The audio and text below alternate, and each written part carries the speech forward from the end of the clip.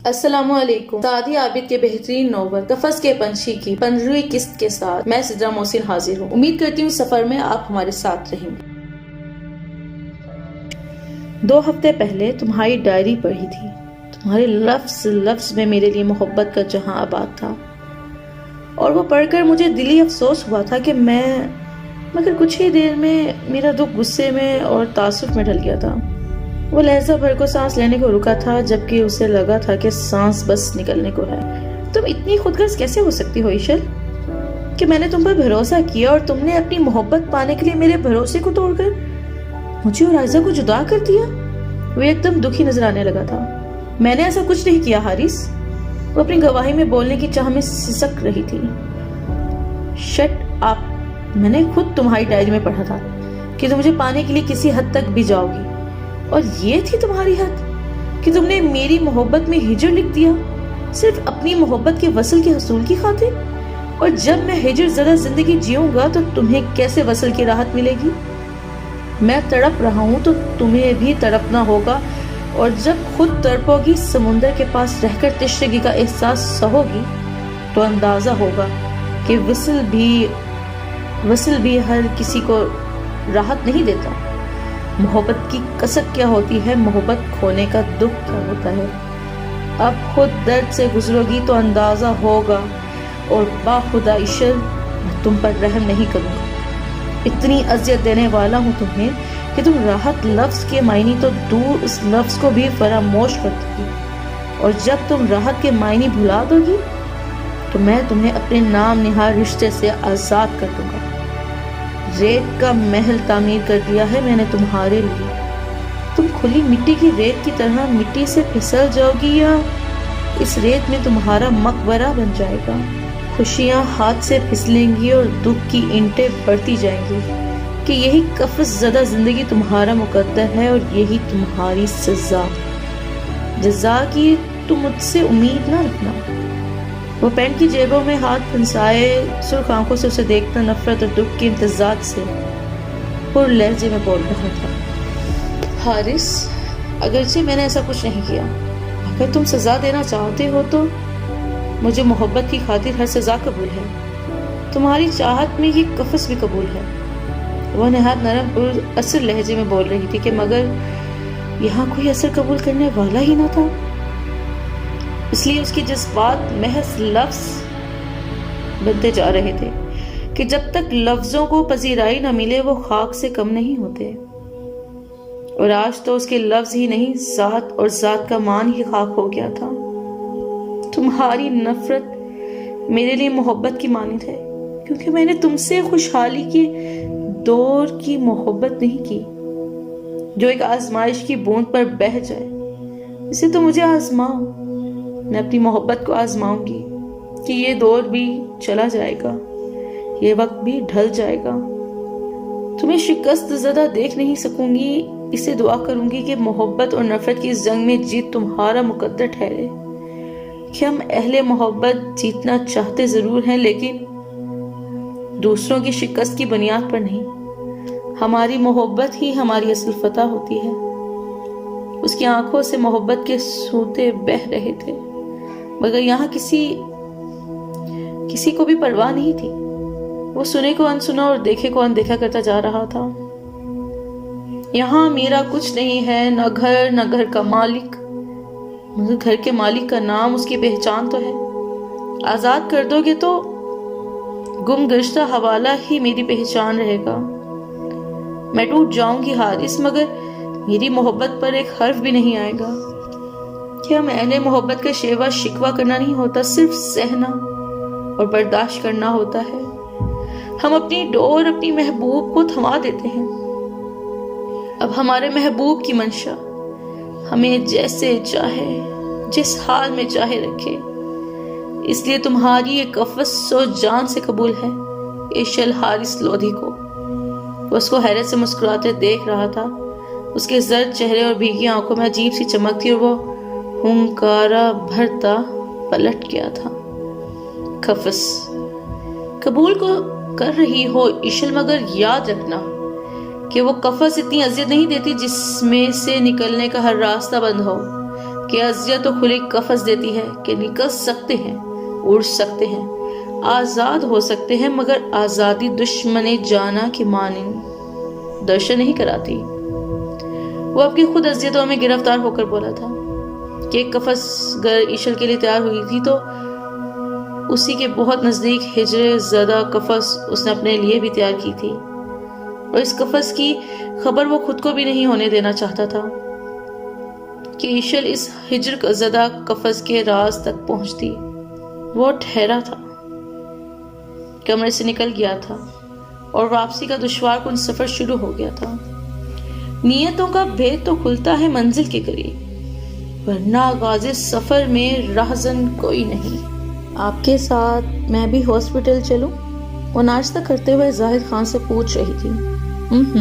نہیں، میری کل ہی ڈاکٹر سے بات ہوئی تھی، میں موم کو گھر پر شفٹ کروا رہا ہوں، وہ قدرے سنجیدگی سے بولا تھا۔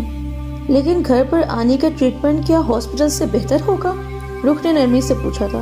ہاں، کیونکہ میں اس بارے میں ڈاکٹر افضل سے تفصیلی بات کر چکا ہوں۔ ڈاکٹر افضل مشینیں وغیرہ سیٹ کر جائیں گے اور صبح و شام دیکھنے بھی آتے رہیں گے۔ ایک نرس موم کے پاس ہمہ وقت رہا کرے گی۔ وہ چائے کے گھونٹ بھرنے لگا تھا۔ تم رات کو کب آئیں؟ میں تھکن کی وجہ سے جلد ہی سو گیا تھا۔ وہ تکلیف دہ موضوع سے بچنے کو انجانے میں دردناک موضوع چھیڑ گیا تھا۔ میں جلد ہی آئی تھی، سب آنی کی خیریت معلوم کر رہے تھے۔ آنٹی کہہ رہی تھی کہ وہ آنی کو دیکھنے آئیں گی۔ وہ شہلا لودھی کی بات کر رہی تھی۔ ایشل اتنی اچھی لگ رہی تھی کہ میں آپ کو بتا نہیں سکتی۔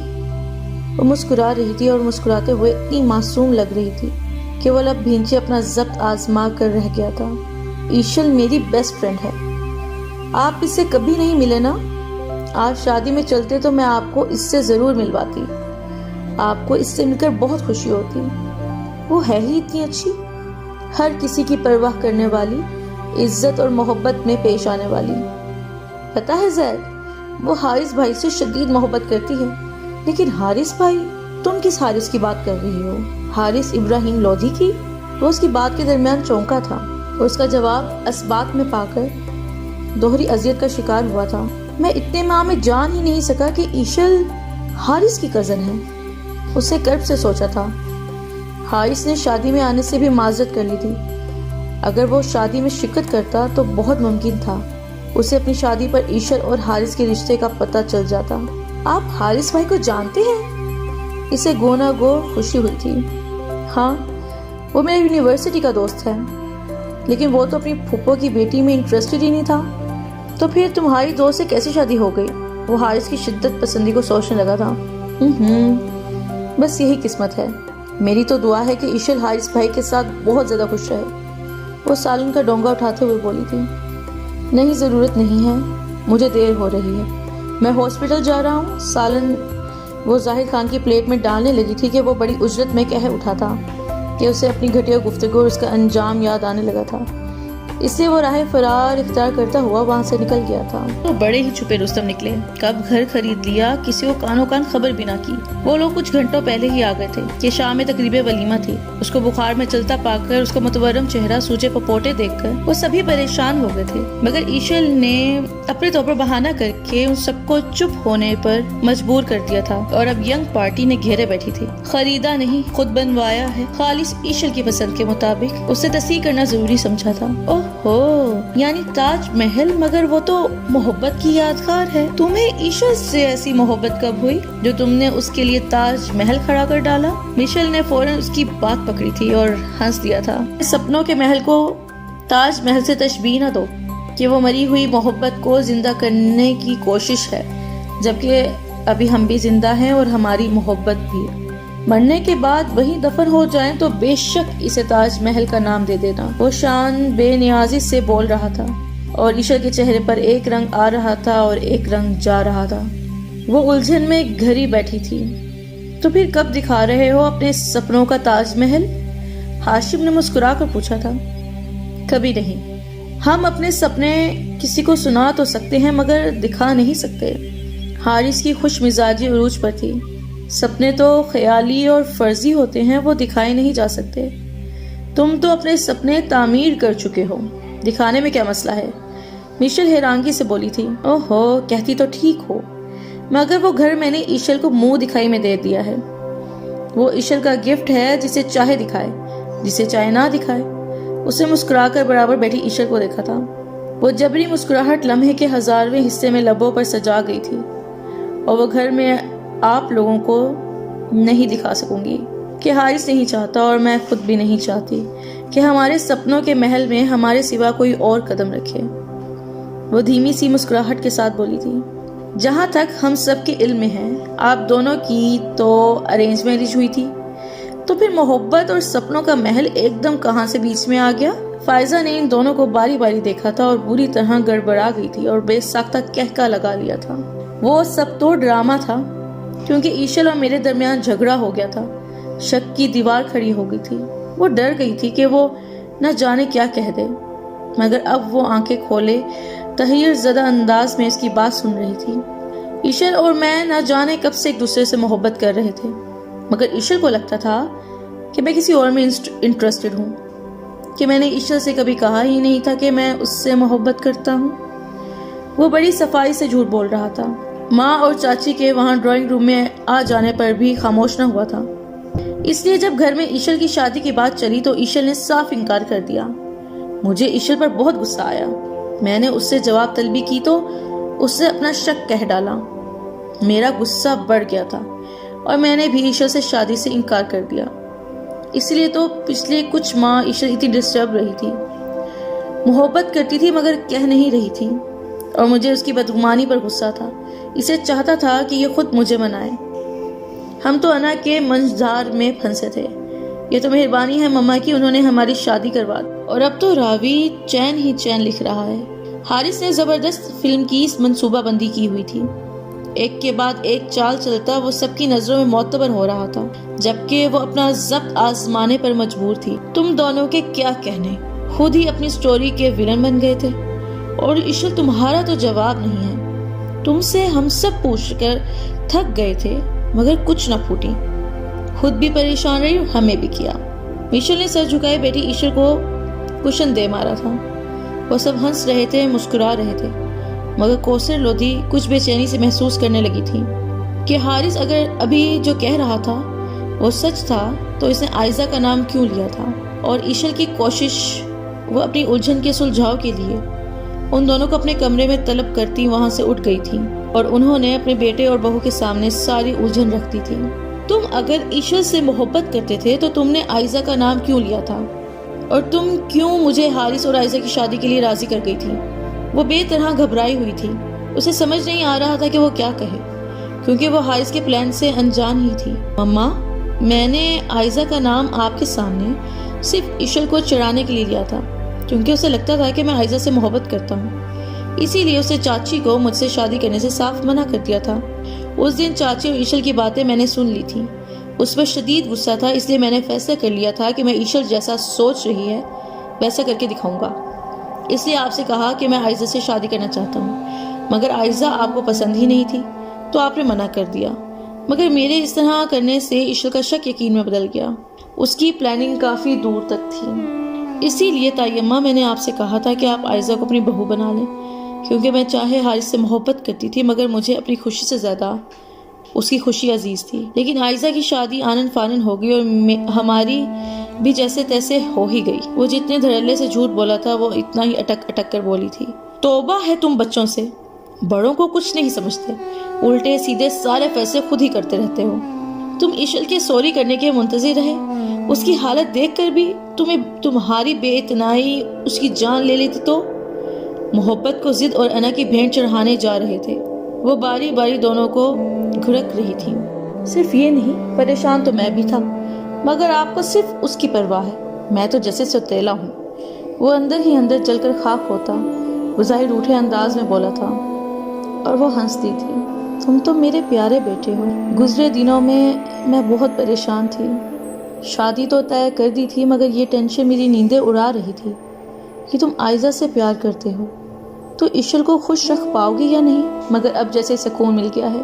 انہوں نے بیٹے کی پیشانی چومی تھی اور ایشل کو اپنے پاس بلایا تھا۔ وہ ان کے سینے سے لگ کر بلک اٹھی تھی۔ ایشا پلیز نہ رو، وہ پریشانی سے بولی تھی۔ تائی اماں، حارث بہت برا ہے، اس نے مجھے بہت تکلیف پہنچائی ہے، کتنی اذیت میں رہی ہوں میں۔ وہ بے اختیار بے ساختہ شکوہ کر گئی تھی، اپنا کچھ دکھ تو بیان کر ہی گئی تھی، اور وہ لب بھینچے اسے بلکتے ہوئے دیکھ رہا تھا۔ اب نہیں دے گا یہ تمہیں کسی بھی قسم کی تکلیف، ذرا بھی پریشان کرے گا تو مجھے بتانا، دیکھنا پھر کیسے اس کا دماغ ٹھکانے لگاتی ہوں۔ میری پھول سی بچی کو خواہ اتنا ستایا۔ وہ بیٹے کو گھورتی اسے پچکار رہی تھی، آپ اپنی لاڈلی کے ناز اٹھائیے، میں کمرے سے جا رہا ہوں۔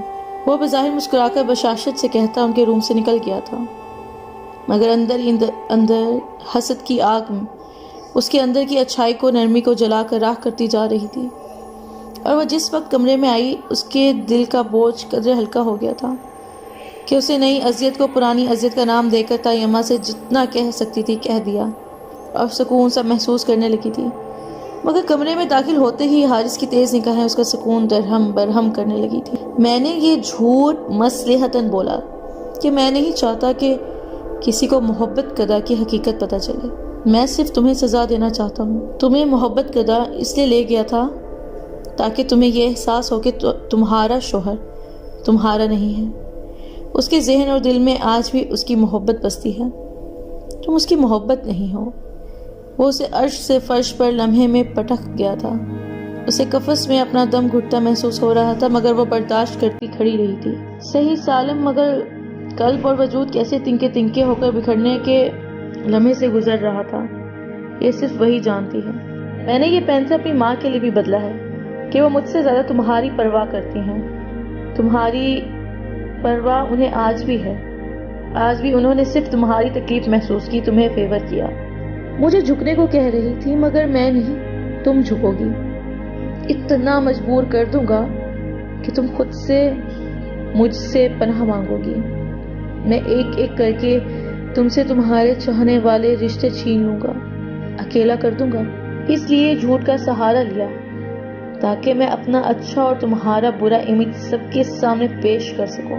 تمہیں سب سے دور کر دوں گا، جیسے تم نے عائشہ کو مجھ سے دور کر دیا، میری ماں کو میرے قریب نہیں آنے دیا۔ نفرت کرتا ہوں میں تم سے، دیکھتا ہوں کہ کب تک تم میری دی ہوئی اذیتیں برداشت کرتی ہو، کب تک میری بنائی قفس میں تمہارا دم نہیں گھٹتا۔ وہ جیسے ہر لطیف احساس سے نابلد ہو چکا تھا، نرمی، دوستی، دوستی کا مان، محبت کا بھرم، سب جیسے فراموش ہو گئے تھے۔ اسے یاد تھا تو صرف انتقام، اسے یاد رکھنا تھا تو صرف یہ کہ اس نے کب کھلی قفس کو بند قفس میں بدلنا ہے، کب قفس کو اس کے لیے قفس بنانا ہے۔ تمہیں خود سے طلاق طلب کرنے پر مجبور نہ کر دیا تو کہنا، وہ اسے سرد مہری سے دیکھتا چیلنجنگ انداز میں کہہ رہا تھا۔ تم چاہے اپنے ظلم میں ہر حد لانگ جاؤ، جذبوں، رشتوں، انسانیت کو بھول جاؤ، مگر میں کبھی تم سے یہ مطالبہ نہیں کروں گی۔ مرتے مر جاؤں گی حارث، مگر تم سے طلاق نہیں مانگوں گی کہ میں نے توڑنے کے لیے رشتہ نہیں جوڑا، بے بسی سی بولی تھی۔ اسی کے ساتھ قفس کے پنچھی کی 15ویں قسط اختتام پذیر ہوتی ہے، اور انشاءاللہ میں سترہ محسن سعدیہ عابد کے بہترین ناول قفس کے پنچھی کی 16ویں قسط کے ساتھ حاضر ہوں گی۔ اللہ نگہبان۔